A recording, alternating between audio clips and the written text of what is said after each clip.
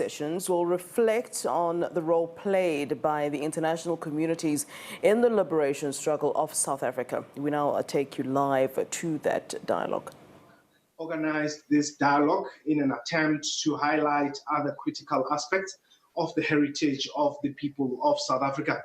And in this case, we chose the political and liberation heritage, which is often left out in the woods of heritage dialogue. Our belief is that South Africans can be proud of their political and liberation heritage. However, the most pertinent issue is that this political and liberation heritage must be mainstreamed. Heritage Day should never be about boerewors and braai only, in as much as that is very much part of our heritage. The United Nations agency UNESCO has adopted resolutions among which African liberation heritage is regarded as a common heritage of shared global values, for example, human rights, freedom, democracy, and so forth. Of more importance to us as an institute is that the World Multilateral Body says that liberation heritage must promote dialogue amongst nations and cultures, develop and promote a culture of peace, and contribute to the memory of the world. My name is Mpho Tsedu, and I'll be your host and moderator of today's dialogue.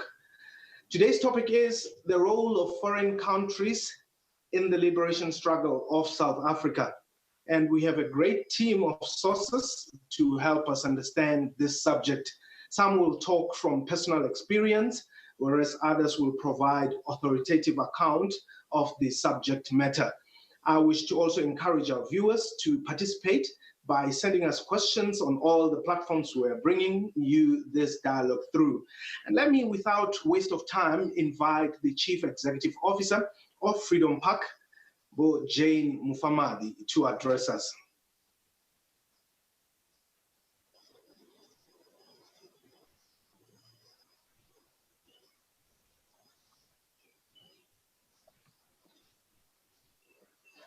Thank you, Program Director.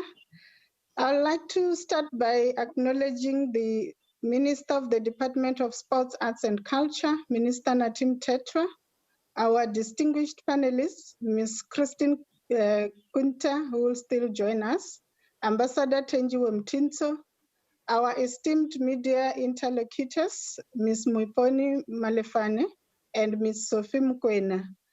Also yourself, Mpho, as our moderator for this dialogue. I like to also greet the viewers and the listeners.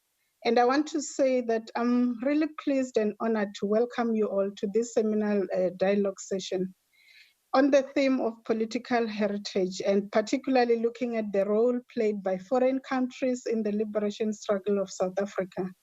And this dialogue session is the first of a planned series of dialogues that are initiated by the Institute of Foreign Affairs in partnership with Freedom Park.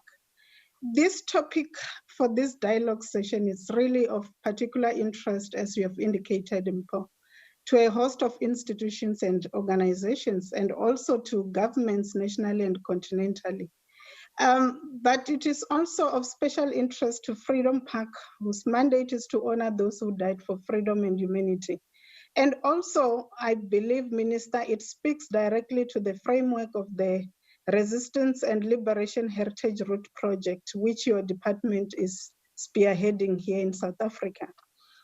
Within the Freedom Park, there are several spaces dedicated to the international community to acknowledge their contribution, and also on behalf of the South African government to thank them for the sacrifices so that we can be free as South Africans. If you visit Isivivan at Freedom Park, one of the 11 boulders is dedicated to the international community. And the gallery of leaders comprise national, continental, and international leaders who contributed or inspired us in the concept of freedom and humanity. While our museum has a special section that lists all the countries that supported South Africa one way or the other.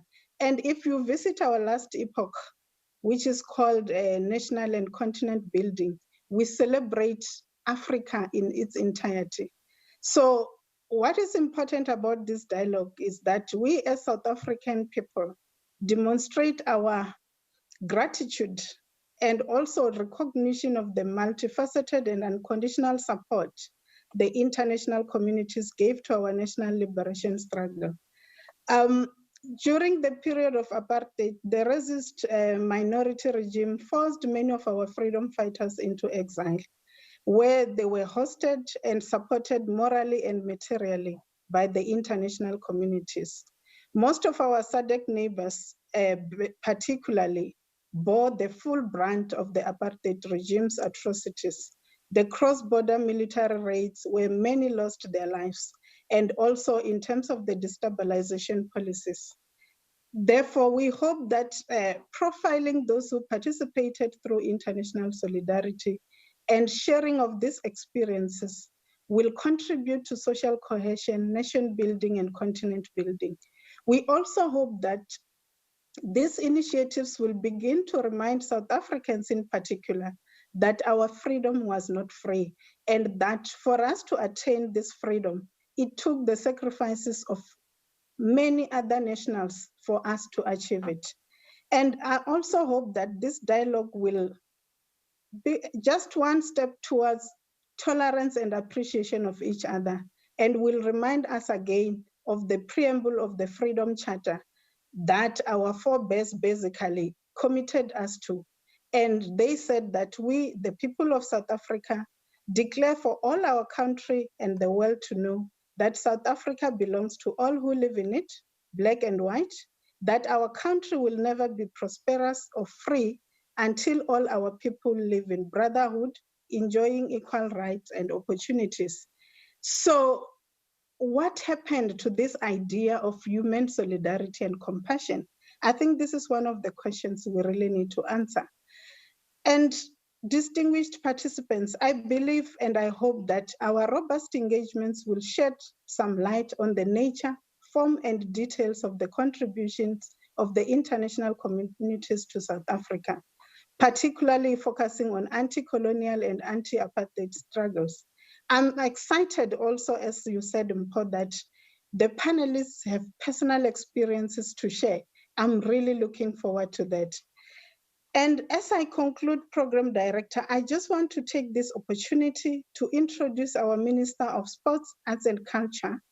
Minister Natim Tetwa served as Minister of Arts and Culture from 2014 to 2019. And in 2019, his mandate was extended to add sports in his portfolio. He has been a member of Parliament since 2002, and he has qualifications, particularly in community development, in mining engineering, in communications and leadership. And also as a member of Parliament, he served as the chairperson of the Minerals and Energy Portfolio Committee in 2004 to 2008, and also as the chief whip of the ANC in 2008. He also served on the board of directors for the 2010 FIFA World Cup Local Organizing Committee. Mr. Mtetwa also served as the Minister of Police also in the past. Minister, you are welcome, and we are really looking forward to learning from you. I thank you.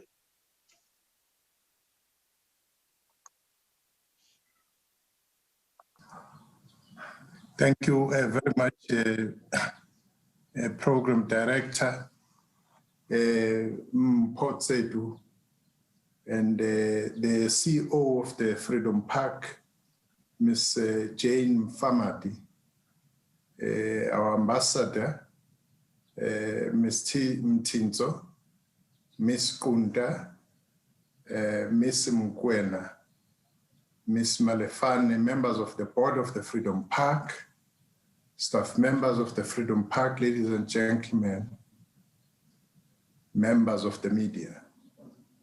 Fellow South Africans, I extend my warmest greetings to all of you. We're engaged in this dialogue during the month which the people of our country, through their elected representatives, have dedicated it as Heritage Month. The topic today on international solidarity is one very important aspect to the route to our freedom in 1994. Over a period of time, the liberation movement under the governing party today, the African National Congress, identified the path to power through 4 pillars of struggle. And those were the mass mobilization, underground movement, armed resistance, and international solidarity. International solidarity is part of our heritage, bequeathed to us by the progressive humanity globally. The concept of human solidarity is as old as humanity itself. It has evolved over a period of time to be what we know it today. The first known global campaign of solidarity was against slavery and slave trade. The act to abolish transatlantic slave trade in 1807 and slavery itself throughout the British Empire in 1883 owed perhaps more to the slave rebellion and revolution in Haiti than to the campaign in Britain. However, the campaign both raised public awareness and helped sway Parliament to do something about it. It was a long and hard-fought struggle. To successfully end slavery, the activists of the time had to do 2 things. 1, make people aware of what was going on. 2, put pressure on those with the power to change the law. The global solidarity against the slave trade and the practice of slavery taught the oppressed the significance of global solidarity and that the help is at the hand in efforts to set yourself free. The founding generation of the governing party of South Africa, the African National Congress, had a deep understanding and appreciation of global solidarity. The delegations that the ANC sent to the United Kingdom was informed by this understanding. In 1946, for instance, the then President General of the African National Congress, Dr. E.B. Xuma, led a delegation to the United Nations Organization to present the South African case. This act demonstrates the insight of the ANC, once again, on the potency of the international mobilization and solidarity. One important conference amongst many was the Bandung Conference. So this gathering consisted of countries of Africa and Asia that have recently come out of colonialization. Its main aim was to join hands with those countries who were still under the yoke of colonialism and apartheid. One of the delegates, main delegates in that conference, Moses Kotane, making the South African case for solidarity, amongst others, he said, and I quote, "I appeal to delegates to use their good offices internationally to persuade other civilized and freedom-loving nations of the world to prevail on the government of the Union of South Africa to abandon its unjust and disastrous policy of apartheid and racial discrimination. We are convinced and confident that the government of South Africa could be forced to reconsider its reactionary and inhumane policy if all the nations who do not approve of policies and practices of racial oppression and discrimination, particularly the governments of the United States and Britain, would boldly take a firm stand against such practices," close quote. This was a challenge posed to international community. And the progressive humanity stretched its hand of solidarity, and an intense campaign of isolation and disinvestment in South Africa started. Another important aspect on this is the World Anti-Apartheid movement, which developed from the late 50s as a social movement of a specific kind of solidarity with the people, with the oppressed people of South Africa. It was characterized by the following, amongst others. One, its opposition to apartheid and in solidarity with the oppressed people of this land. Two, it drew its inspiration on the historical traditions of opposition to slavery, colonialism, and imperialism, civil rights movement in the United States of America, women's rights movement, anti-nuclear movement, and anti-war movement. Three, it redefined the parameters of social protest. Fourthly, its commitment to equality and human rights. Fifthly, created politics that were transnational and across-cultural. Sixth, it redefined international law and global politics. And seven, in its character, they were thinking globally and acting locally.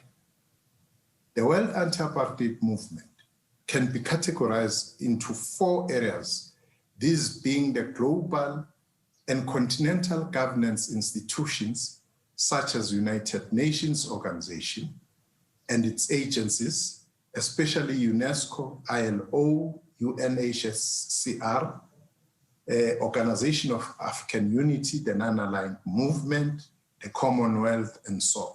Two, international non-governmental organizations, such as the World Council of Churches, World Peace Council, and International Trade Union Movement.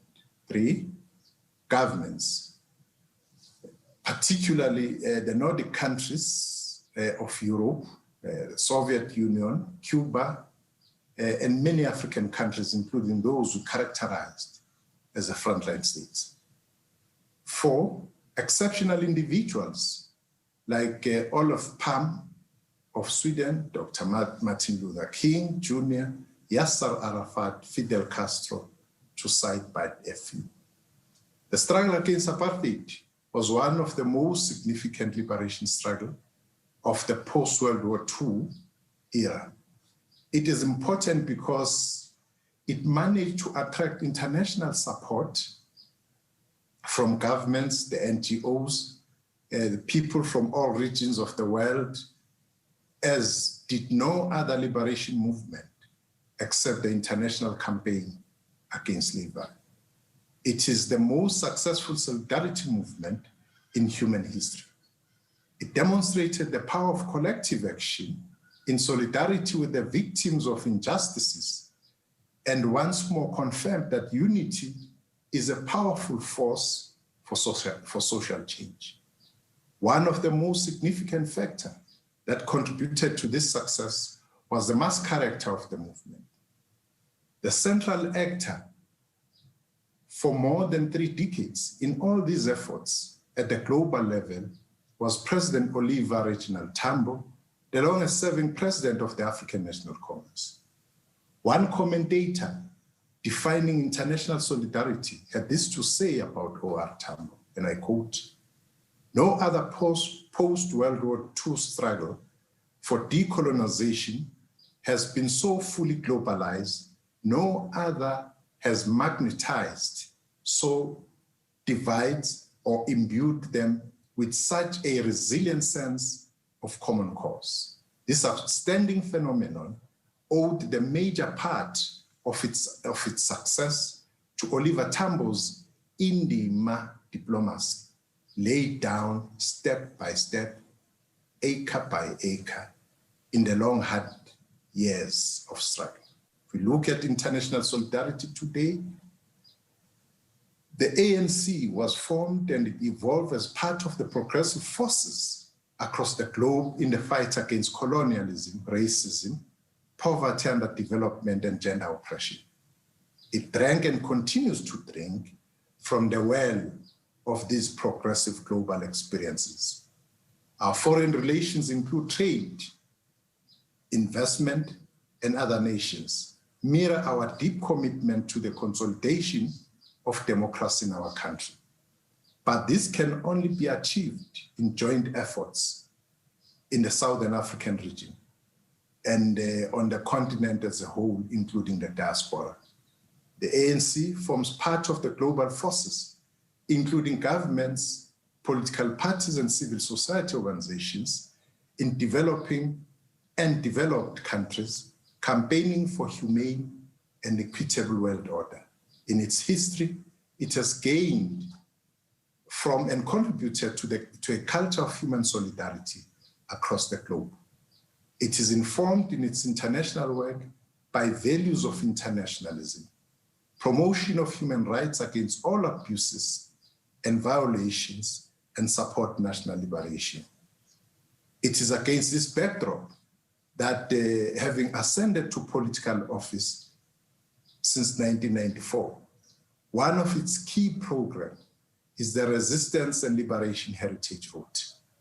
These are sites and places which are significant in the struggle for liberation in this country.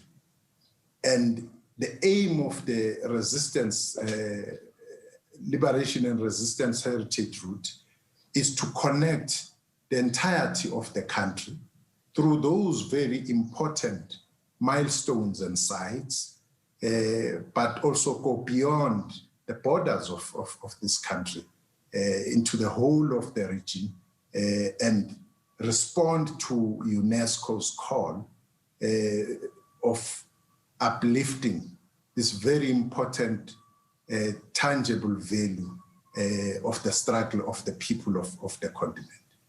Currently, as we speak, that program and that process is in place and have started to be twinning with our neighboring countries on the continent here, be it Mozambique, Botswana, through Mbuzini, Matola, be it Zambia, through heritage sites like the house of Oliver Reginald Tambo for decades when he was still in exile. And that campaign continues under the leadership of Tanzania as the coordinator of this program. As we conclude, the program director, want to emphasize that structures of civil society wield enormous and growing influence on the global arena. Common global threats such as AIDS pandemic, security threat, developmental challenges faced by the developing world, and global warming dictate that humanity acts together to find common solutions. Our standpoint on these matters is both a matter of profound self-interest and an issue about the humanity of our own outlook. We will continue to build and strengthen progressive alliances and networks across the globe, including interstate, party-to-party, and people-to-people relations on the continent and further afield in pursuit of an equitable and humane world order. Thank you for your attention.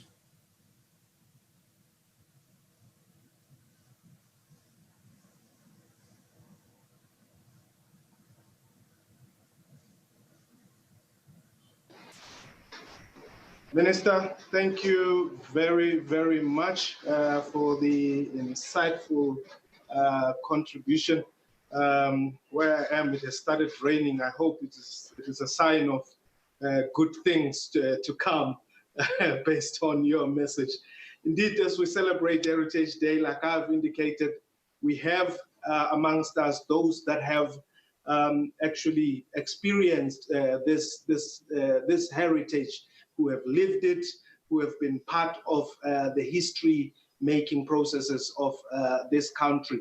I now would like to invite none other than the Ambassador of South Africa to Spain, a veteran in the liberation struggle to free this country of South Africa, a former journalist, the former Deputy Secretary General of the South African Communist Party, or rather of the ANC, but a central committee member of the Communist Party, and an activist, a veteran of Umkhonto weSizwe, but I love the fact that she's a former journalist.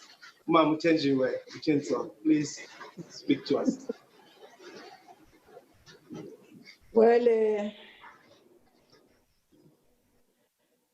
Well, thank you very much, Mpho, and greetings, Minister, and the CEO, and the panelists, and Jane, and interlocutors, and the participants, and what the President would say, fellow South Africans.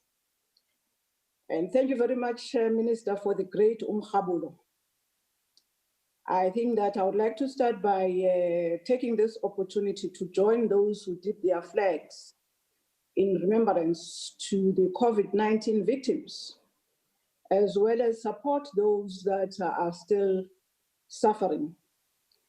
Being in Madrid, I would like to also just emphasize to the South Africans that level 1 does not mean that the pandemic is finished. In Madrid in June, we were down to about 800 infections per day, but last week there were 10,000 infections in one day. And today there are 4,850 infections. So it's not yet, I know that the President said we must do the Jerusalem, but I think that you should do the Jerusalem alone because this thing is still with us. I am honored to be part of this panel because of the importance of heritage. And as you said, Mpho, that it is not only for the time for the braai and for the fancy dresses and dance and music that we usually have, but it is also a time where we reflect about who we are, where we come from, and also remember those who contributed to where we are today. It's perhaps the challenges of governance that seem to make us sometimes forget our friends of yesteryear in pursuit of good relations with our newly found friends, some of whom called us terrorists just a few years ago. So we dare not forget. My contribution is going to be limited to Africa's support to the liberation struggle, particularly as I was a member of the ANC, and during my exile years, I was and still am. Minister, I've always aspired to be a storyteller, taking after umakhulu wami. It's a pity that oral history is on the decline, much as it is our African heritage. And most of our story could be told orally and transmitted from generation to generation. Perhaps as we celebrate, Minister, as we celebrate our Heritage Month, you need to promote storytelling, especially by Black women. It may sound like I'm looking for a job, Minister, but seriously, I think your children and my grandchildren deserve to know who they are, especially because through no fault of theirs, they may find themselves absorbed or even assimilated into cultures that may empower them on the one hand, but also deculturalize them on the other, making them not respect or even to be proud of their own identity. Most cannot even speak their own African languages, and yet language is a basis for our culture. The evolution of the struggle for freedom in South Africa was from the outset underpinned by principles of Pan-Africanism and global solidarity, as you've already alluded, Minister. Undoubtedly, the leadership of the ANC as the first organized formation of colonial resistance in South Africa drew inspiration from other successful resistances, such as the Battle of Isandlwana in KwaZulu-Natal in 1879, and the Battle of Adwa in 1896 in Ethiopia. In his Nobel lecture in December 1961 in Oslo, the Nobel Peace Prize recipient Chief Albert Luthuli said, I quote, "This award could not be for me alone, nor for just South Africa, but for Africa as a whole. Africa presently is most deeply torn with strife and most bitterly stricken by racial conflict," close quote. This was a recognition that the struggle for freedom in South Africa epitomized the struggle for freedom for and the decolonization of the whole continent. African countries and their people played a critical role in the liberation of South Africa, and this support was founded on Pan-Africanism as a guiding principle for the complete decolonization of Africa. Speaking at the conference of the Pan-African Freedom Movement of East and Central Africa in January 1962 in Addis Ababa, Nelson Mandela, the then Deputy President of the ANC, expressed, I quote, "Our sincere appreciation of the relentless efforts made by independent African states and national movements in Africa to help the African people in their just struggle for freedom and independence." Ghana, the first sub-Sahara country to obtain independence in 1957, offered support and shelter to all liberation movements from all over the continent. In his speech during the inaugural meeting of the OAU in 1963, President Kwame Nkrumah of Ghana, emphasizing the importance of unity of the African continent, said, I quote, "Our objective is African union. There is no time to waste. We must unite now or perish. I'm confident that our concerted efforts and determination, we shall lay here the foundations for continental union of South African states," close quote. It was Ghana, Nigeria, and other countries that played a crucial role leading to the expulsion of South Africa from Commonwealth, the ILO, and many other international organizations.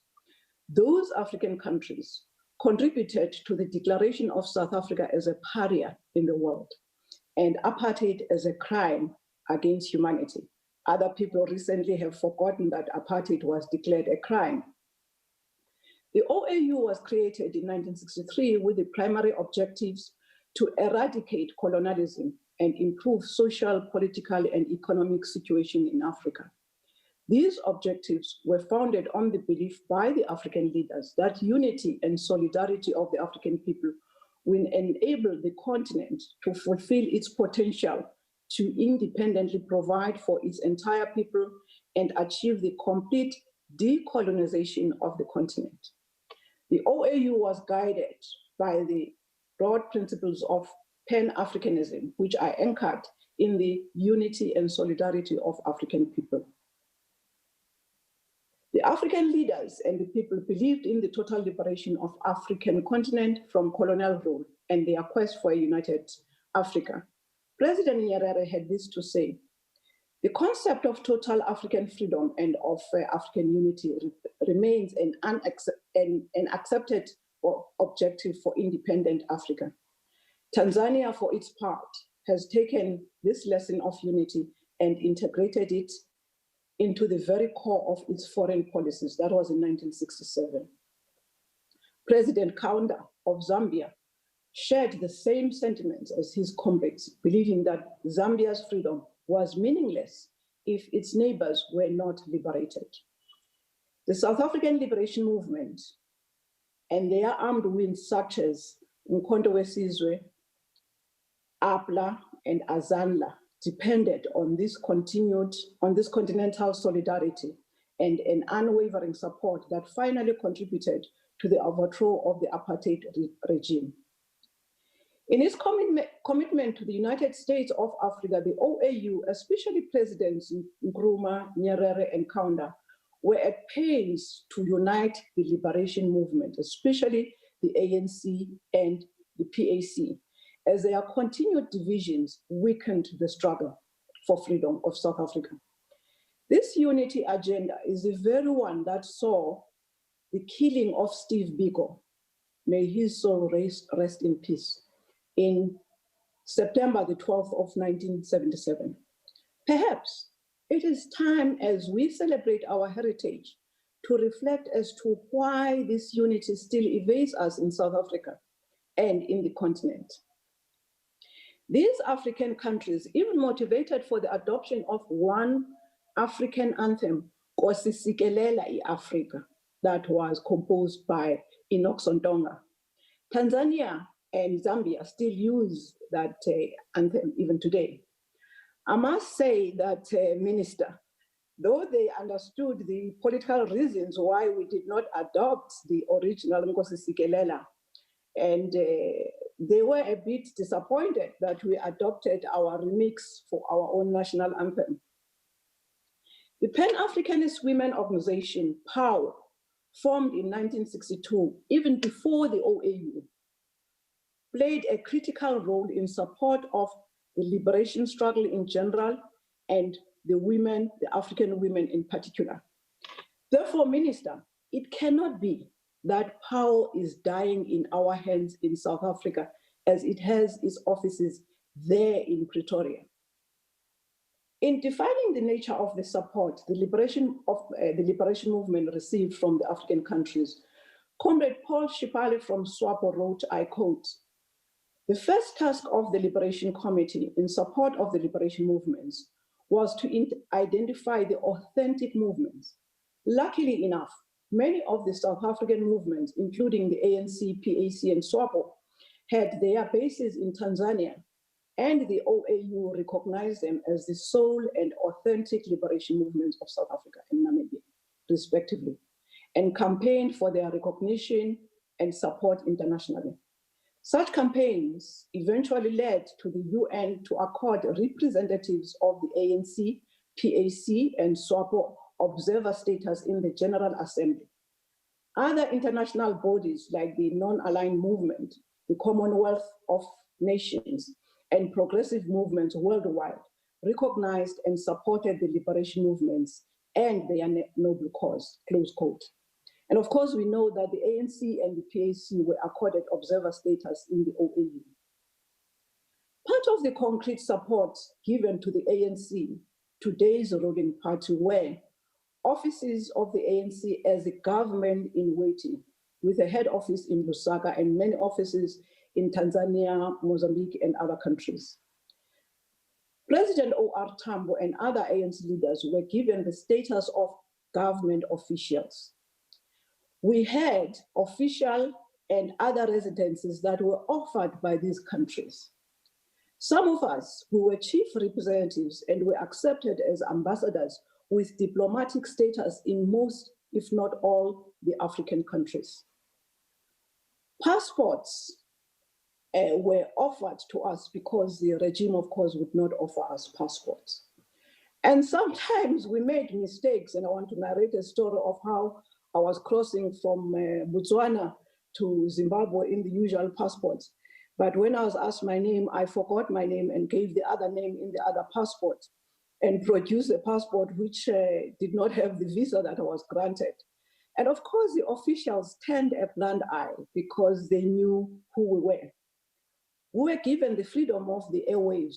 Many of you may not know something that was called radio freedom, which provided the liberation movement with a platform to engage in propaganda activities. Radio freedom symbolized an alternative voice to the South African Broadcasting Corporation, SABC, and sought to counter government monopoly of the airwaves. Of course, we were given food supplies, and as I've already said, we're given observer status in the OAU rather, and the UN. We were given international status in international platforms to participate as full representatives of South Africa. We had a lot of refugee camps and were offered security personnel where it was necessary. And of uttermost importance, we, together with the other liberation movements like APLA, were given military bases, military equipment, instructors in many of the African countries. We were given land to build our own schools. For instance, we have got a school that is called Mazimbu, and we're given land to do our farming, for instance, in Zambia. It's important to say that the support received from these African countries and people was not automatic, but it was earned. They respected and believed in us, especially in our leadership. They trusted that our freedom would contribute to the ultimate freedom and decolonization of the continent and its ultimate unity. We had to deliberately conscientize and unite the ordinary citizens in support of our cause and behave in manners that showed that we were revolutionaries, not just as Matlula Trata or Bapapate, as sometimes Basutos would call us. Zambians would grill us as to how we thought we could defeat such a formidable enemy. Sometimes they even gave us a program that we were about 30 million and all we needed, and the white people were only 4 million. And then they said, if one of you just took one Mlungu, one Mzungu, why can't you just go back to South Africa and one Mzungu to 4 South Africans and you would be free? So we had to educate them about our struggle. Ugandans could not believe that we thought we could free South Africa. I must tell the story of President Museveni, who then, when I was sent to Uganda to open camps, military camps of Mkondo and represent South Africa, to represent ANC. When I visited his office, he completely ignored me because he was still waiting for the military commander of MK. And when he finally realized that I was the one, he then thought that South Africa, the ANC, and indeed the commanders of Mkondo Wesizwe were not serious if they could send a woman to represent Mkondo Wesizwe and to open camps, that they were not serious. And what he could not forgive was the fact that I was also thin. He said, not only do they send a woman, but they send me a thin woman. So we had to, I'm telling these stories because we had to end our stripes. They gave us unflinching support because our leaders had also to teach them that we were not only fighting for mere independence, but for real freedom and democracy beyond narrow nationalism. They respected us particularly on the basis of the ethical leadership and the revolutionary character of the cadreship. We had to both show and accept Ubuntu, both in words, deeds, and in behavior. The support that the liberation movement received from the African states was not without consequences from the side of apartheid regime and its allies. Many of these countries faced retribution for the support provided to the liberation movement, which came in form of, for instance, economic sabotage, especially for the countries that were largely dependent on South Africa, such as Botswana, Lesotho, Swaziland. Many of the African state sovereignty was undermined by the apartheid regime as it conducted cross-border raids and assassinations of activists, as well as leaders of those countries. Sponsoring of counter-revolutionary military forces to destabilize countries that were known for supporting the liberation movement. And this was more prominent in what was known as the frontline states. The frontline states, especially in the 70s, bore the brand of the support of the liberation movements. The highest form of this victimization was the massacres of the innocent citizens of that country. For instance, the Lesotho massacre, we must always remember the Basotho who were killed in that massacre.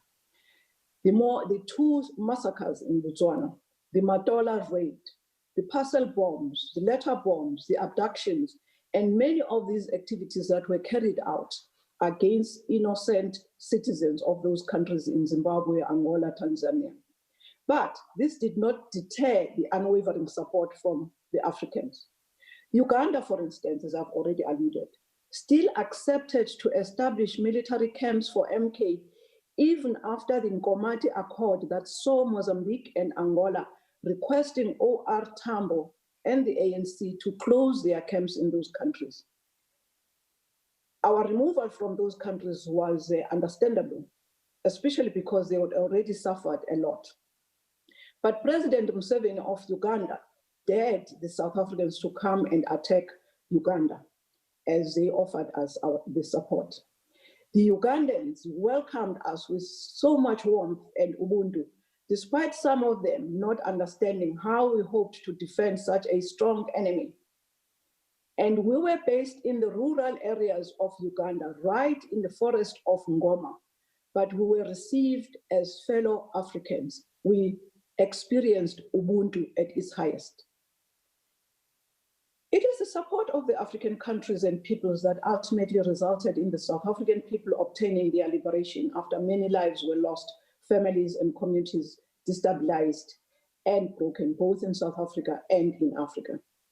It is the efforts of the OAU through its subcommittee that developed a declaration that urged the apartheid regime to create a climate that is conducive of negotiations, to put an end to apartheid and define a new constitutional order based on a set of democratic principles also listed in the declaration. In appreciation of the support that the African states played in supporting the efforts of the South African liberation struggle, speaking at the 26th Assembly of the OAU, Heads of States and Government in July 1999, the then Deputy President, 1990 rather, the then Deputy President of the ANC, Nelson Mandela, said, I would also like to, I quote, I would also like to thank the frontline states and the OAU ad hoc committee on Southern Africa for the meticulous manner in which they respected our right to determine our own future, while fully combining with us in the common effort to liquidate the apartheid system and thus achieve the total liberation of our continent. The result of these efforts was, of course, the historic Harare Declaration and the United Nations General Assembly Declaration on South Africa.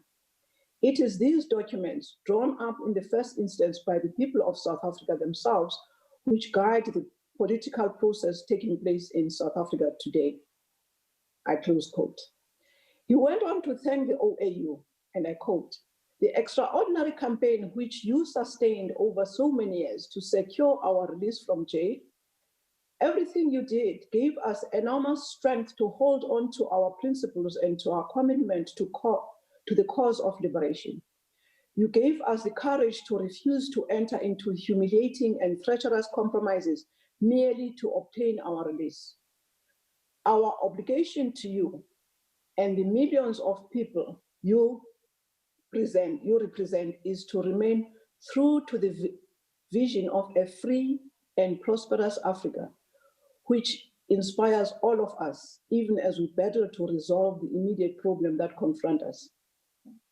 We make the solemn pledge that the ANC, its leadership and members, the rest of our democratic movement, and the masses of our people will not fail you, because to do so would be a betrayal of everything which all progressive humanity holds dear. I want to repeat this. We make the solemn pledge that the ANC, its leadership, and its members, the rest of our democratic movement, and the masses of our people will not fail you, because to do so would be a betrayal of everything which all progressive humanity holds dear. Have we delivered on the expectations from Africa and its former leaders? Have we heeded Nkrumah's warning to unite or perish? Have we kept the promise made by Mandela to the African leaders and to Africa as a whole? Many a time, especially towards the end of apartheid, and talking about some of the errors which we were observing in Africa, many of us said to the Africans that we were going to learn from them and we would not commit the same mistakes. The question arises, have we really learned from them? Are we a shining and leading example of a free, democratic, non-sexist, non-racial state that we promised? We were received, as I said, in the true character of Ubuntu. Are we as South Africans displaying Ubuntu? Only when we accept that we have not learned from many of these negative lessons from Africa, and that actually we betrayed Mandela and the other African leaders' expectations, can we move forward to do what needs to be done for both our country and our continent. So besides the bright face that Mpho said we must not have, we have to, in celebrating our heritage with everything, including our song, attire, and dance, we must reflect and emerge with the answer to the question, how do we ensure that we don't continue to betray our leaders, our African leaders, and answer the question, what is to be done? Thank you. Indeed, what is to be done? Thank you very much. It's always a pleasure to drink from the wells. Meaning you need to share all this information and experiences, Mam Tenju.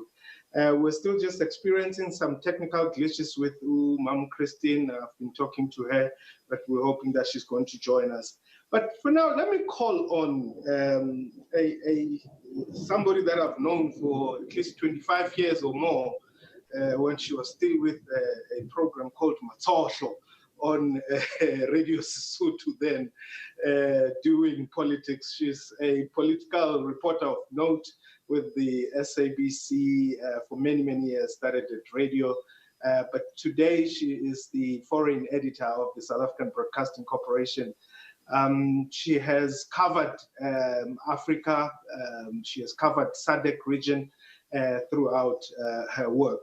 Now, as I invite you, Sophie Mukwen, I want you to just perhaps talk to us about this alliances that were forged or formed by liberation movement in what is today called SADC, but what was the frontline states during the liberation struggle. There were some alliances that were forged between this liberation movement, which even today, they still exist. However, I think that there are some challenges in as far as state-to-state relations are concerned, because you have parties that were in government at the time when our liberation movements were in exile. Today, they are in the opposition. Others are, of course, still, running their respective governments and all that. So I just want you to talk to us about these challenges, the relations that were formed during the liberation struggle, vis-a-vis how those relations are panning out in as far as state-to-state relations are concerned. Sophie Mkwe. Well, thank you, Mpho. I want to start by telling the African continent who am I. Ke Mokwena, ke Mhlakwana wa Phuladisema, ke Mailangwa Thela, ngwana sa jingwa thana sa mabane. Ya jang ha meriti thea o thea meholo ya di otlwana, ke Mosotho. This is Heritage Month. This is who I am. But let me get into the topic. It is indisputable that we live in extraordinary times. It is not exaggerated that the COVID-19 pandemic has thrown the whole world, and in particular global regional relations, societies and governments around the world, into a different mode of doing things. As we meet today, the SADC region is also confronted with various challenges of political nature, but also social and economic form. These problems are exacerbated by the damage caused as a result of COVID-19 pandemic.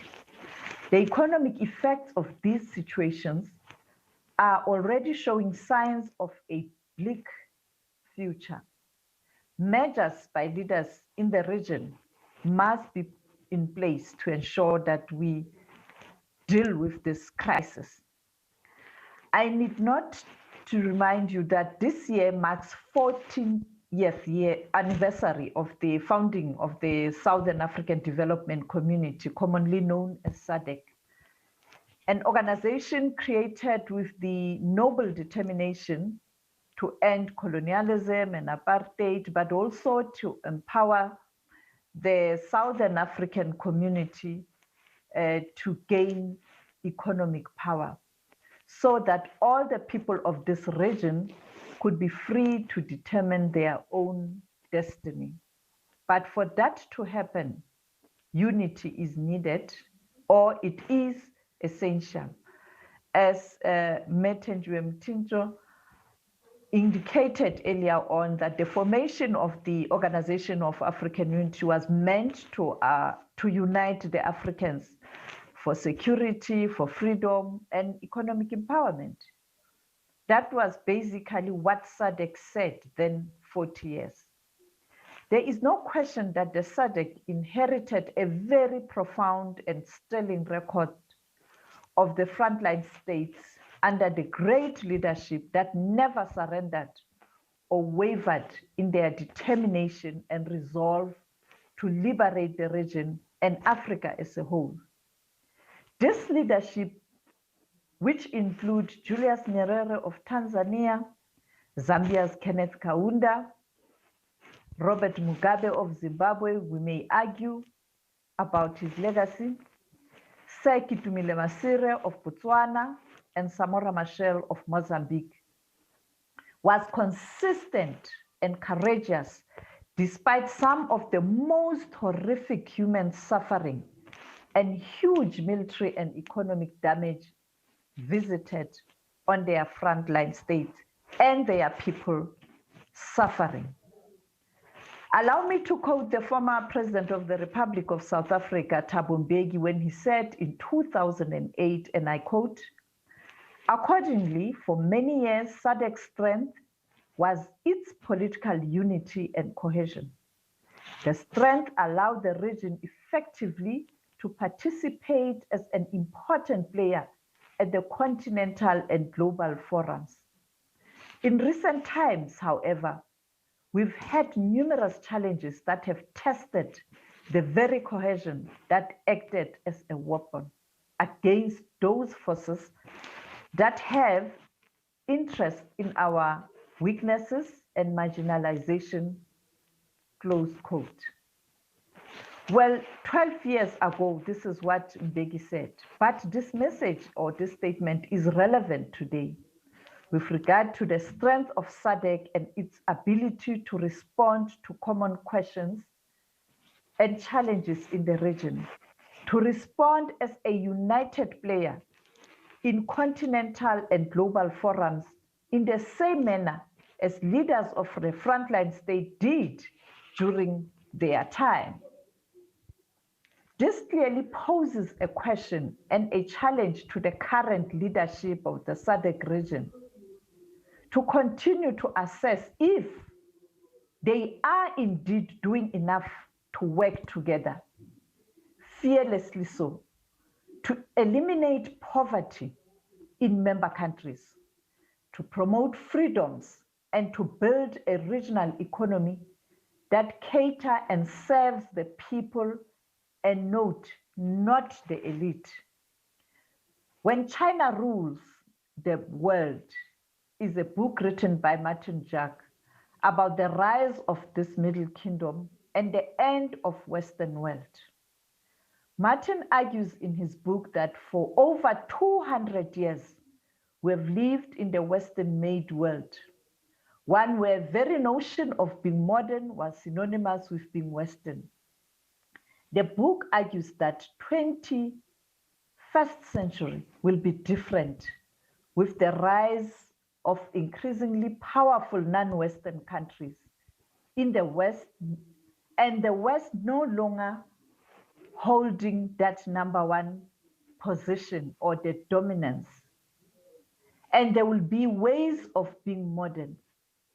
In this new era of contested opinions and fight for resources, it is important for SADC to take its rightful place. Yes, In some countries, you have a different leadership, contrary to the leadership that was there during the liberation. Here I'm talking about there are countries in the region where you have opposition parties in leadership, but at the end of the day, we are still one community. And therefore, it is critical for leaders in the region to work together at government level. Yes, at political level, they can continue to have their bilateral relations, but at government level, they must work together. The SADC region and Africa as a whole have realized that shifting of global affairs will affect the continent and different regions in Africa. And therefore, we must position ourselves as SADC to be able to deal with this new challenge. A case in point, the COVID-19.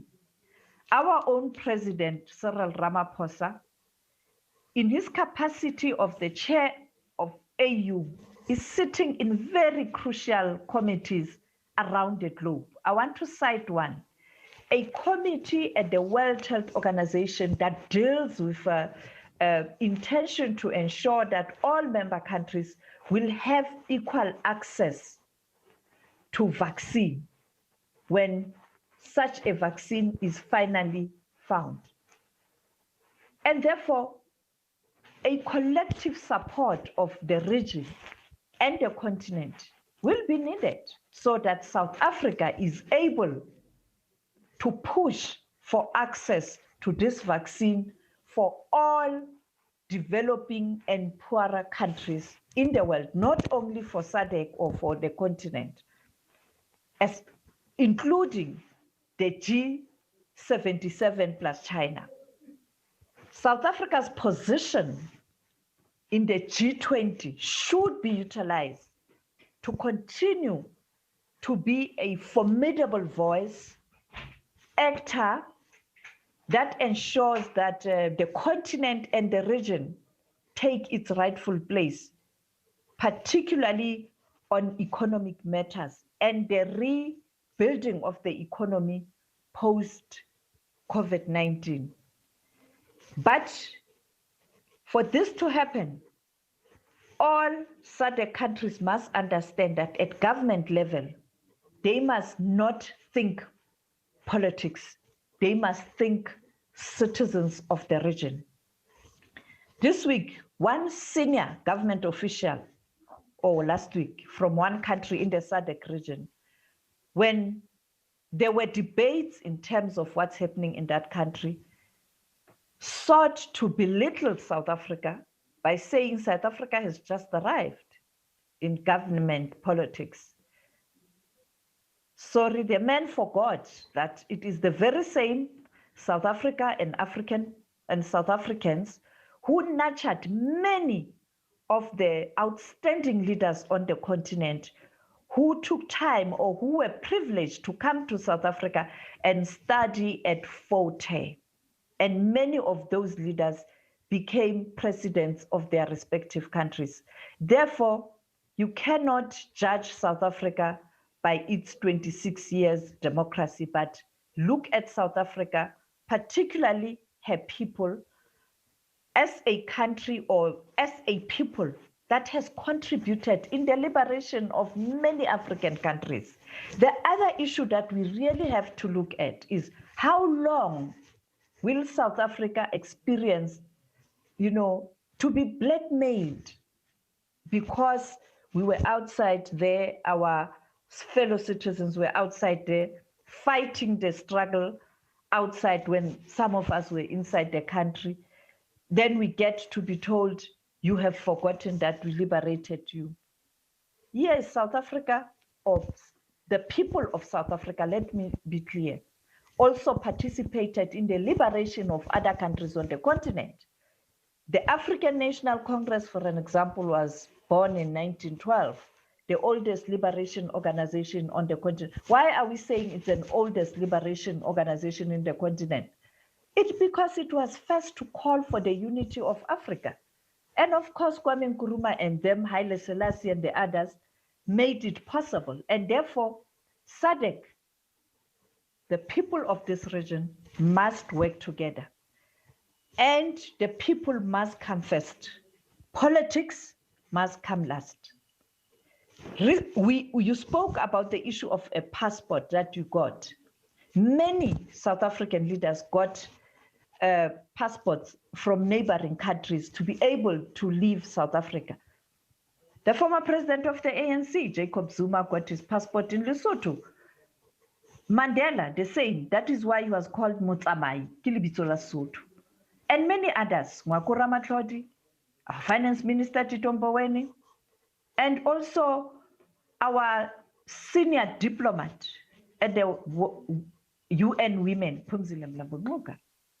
You know, they studied in that country. Therefore, I think it's time for us as ordinary people to lead in terms of showing our leaders that we are one people, we are one community, and do away with politics or this thing of labeling each other as foreigners or people who don't know what it takes to fight in the bushes. Yes, our freedom might have been in different way, but at the end of the day, we are part of the SADC region. Thank you. Thank you very, very much, Mamkwena. I now want to take it back to our panel. Minister, given perhaps, let me just take quickly from what Sophie was saying, that there's this politicization, if one may use the word, of relationships. Is it ideal for this period that we're living in? And I will also come to Umamtenjiwa there to establish as to whether the accommodation or the hospitality which South Africa or South African freedom fighters were given all over the world, did it come with any conditions that we are helping you today? Next time you will have to. And I'm saying this in line with what Sophie has just said, that there's this attitude, there seems to be this attitude to say, hey, look, we helped you. So please open your gates as well. But let me start with Minister, and perhaps you would also take the time, Minister, to just react or respond to what the panelists, other panelists have said. Minister. Well, thanks, Paul. I think Excellency Ambassador has covered quite some ground on the issue of the roots of our struggle in Pan-Africanism.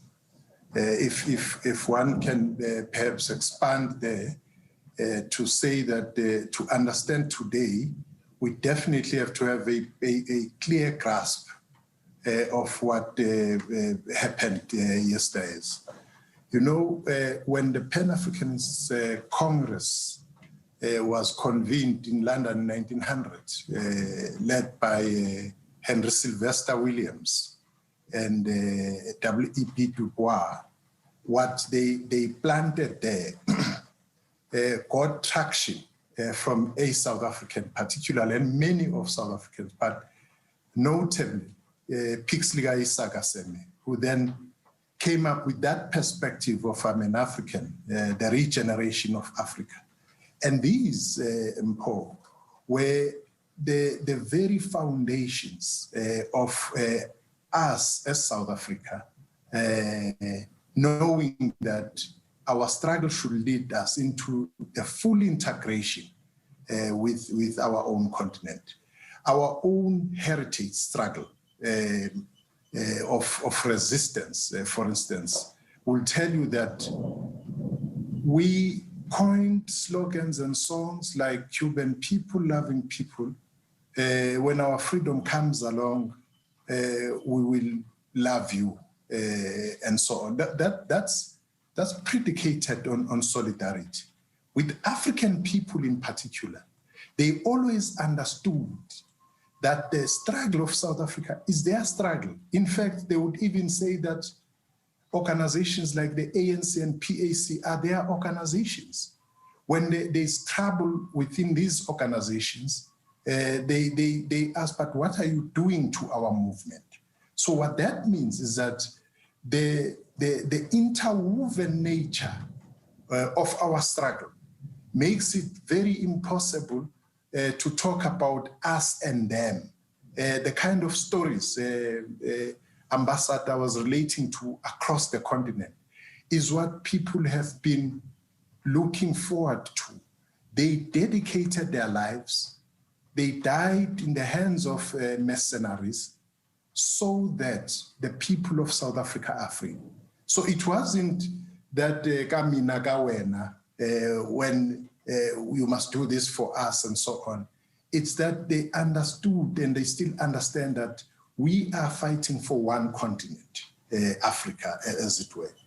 On other matters which have been raised, fundamental issues of telling the story, as Ambassador Mtinso has raised. You know, part of telling this story, the government last month came to the conclusion that perhaps we have sanitized our history too much, that the horrors of colonialism and apartheid have not been shared, particularly with South Africans. So it's therefore important that we take a step further to address that. That is why government agreed to build this Resistance and Liberation Movement Museum, so that the story, her story, is told. Because the story of the struggle, for instance, of women in this country has not been told in a comprehensive way. Here I'm talking about the pre-colonial era, the era of colonialism, the era of apartheid. And this is what we're dealing with. But at the same time, we also resolved as government that we are implementing the liberation heritage route of the foremost indigenous people in this country, the Khoi and the San. And these are practical programs which are being put in place to address the challenges of telling our story, both in terms of telling them orally, but also writing them as well. So I would want to end by saying, Mpho, that our heritage, as you pointed out, is not about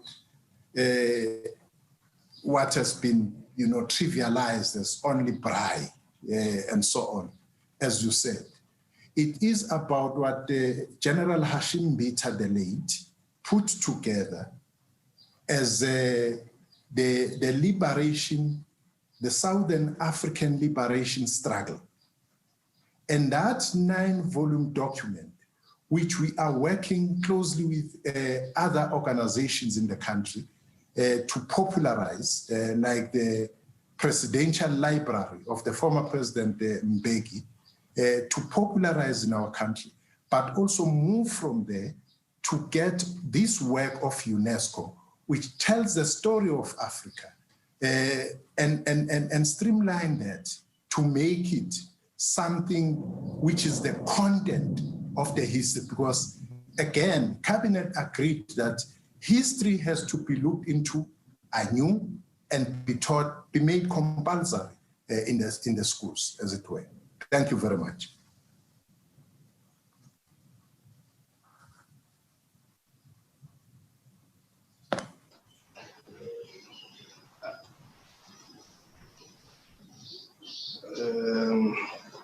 Ambassador let me invite you to respond as well. All right, that is the Political Liberation Heritage Dialogue currently taking place there. Of course, we've heard from Minister of Arts and Culture, Natim Tetra, also speaking this afternoon, talking about international solidarity being a part of our heritage and unity being a powerful force for social change. And certainly we heard from SABC foreign editor Sophie Mokoena, who was talking about the strengths of SADC in terms of responding to challenges on the continent, eliminating poverty in neighboring countries, and needing collective support of regions and continents in terms of getting a vaccine for coronavirus, and saying that we must position ourselves as SADC to be able to deal with this new challenge. And certainly, if we look at the whole of Africa, there has been a lot done in terms of dealing with coronavirus. So those are some of the conversations that are being had at the moment